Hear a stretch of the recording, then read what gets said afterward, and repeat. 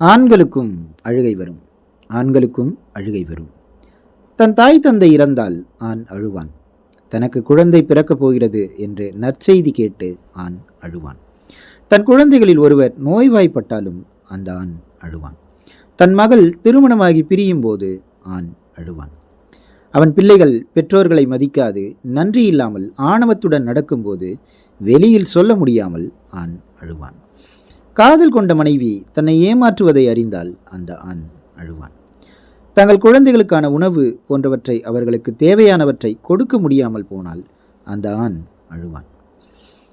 பிழைப்பை தேடி கடன் சுமைக்காக தாயகத்தை பிரிந்து செல்லும் போது தான் நேசிக்கும் அன்பானவர்கள் தன் அருகே இல்லையே என ஒவ்வொரு இரவிலும் அந்த ஆண் அழுவான்.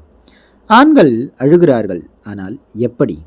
இருட்டில் பிறர் அறியா வண்ணம் தலையணைகளில் முகத்தை புதைத்து கழிவறையில் தண்ணீரை திறந்து அவன் அழுகையின் கண்ணீரை யாரும் பார்த்துவிடக்கூடாது என நினைப்பான். அவன் அழுது கொண்டிருக்கிறான் என்பதை அவன் சங்கடத்தில் விடும் பெருமூச்சு அதற்கு சாட்சியாகும். கண்களில் வெளிப்படும் ஏக்கம், நடுங்கும் கைகள், வார்த்தைகளில் உண்டாகும் தடுமாற்றம். பெரும்பாலான ஆண்கள் குடும்ப சூழல், போதிய வருமானம் இல்லாதது, ஏமாற்றம் மற்றும் தேவைக்கு தேடி வரும் உறவுகள், தேவைக்கு மட்டுமே தேடி வரும் உறவுகள், உறவுகளின் துரோகம் போன்ற மனசு சம்பந்தப்பட்ட நிகழ்வுகளில்தான் நிறைய ஆண்கள் வெளியில் சொல்ல முடியாமல் அழுகிறார்கள். இவன் குழப்பத்தில் இருக்கிறான், பைத்தியக்காரன் என மற்றவர்கள் நினைக்க அது அவனுக்கு மட்டும்தான் தெரியும் உள்ளுக்குள் அவன் அழுது கொண்டிருக்கிறான் என. ஒரு விஷயத்தில் இந்த ஆண்வர்க்கம் மிகவும் கெட்டிக்காரர்கள்.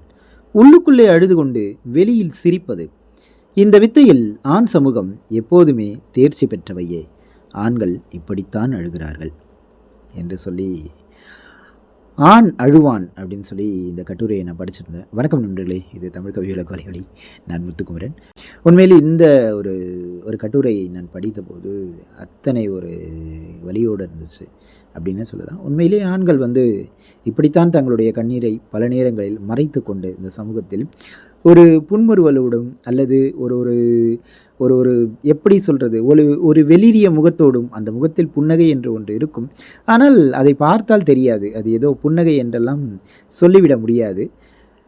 ஆனால் அந்த புன்னகை மற்றவர்களுக்காக மட்டுமே பூத்து தன்னைத்தானே ஏமாற்றி கொண்டிருக்கக்கூடிய ஒரு புன்னகையாகத்தான் இருக்கும். அப்படிப்பட்ட அந்த புன்னகையோடு இந்த ஆண்கள் இந்த சமூகத்தில் வலம் வந்து கொண்டு தான் இருக்கிறார்கள் அப்படிங்கிறத இந்த கட்டுரை ரொம்ப அழுத்தம் திருத்தமாக பதிவு பண்ணியிருந்துச்சு. எனக்கு இந்த கட்டுரையை படித்தப்போ நிச்சயமாக இது நம்மளுடைய தமிழ் கவியுலகில் பதிவு பண்ணணும் அப்படின்னு தோணுச்சு. இந்த கட்டுரை பற்றின உங்களுடைய கருத்துக்களை எனக்கு மறக்காமல் தெரியப்படுத்துங்க. கட்டுரை பகுதி முடிந்தது. தொடர்ந்து இணைந்திருக்கும் எல்லா உறவுகளுக்கும் மிகப்பெரிய நன்றி. இந்த பகுதி உங்களுக்கு பிடிச்சிருந்தால் மறக்காமல் விருப்பம் தெரிவிங்க.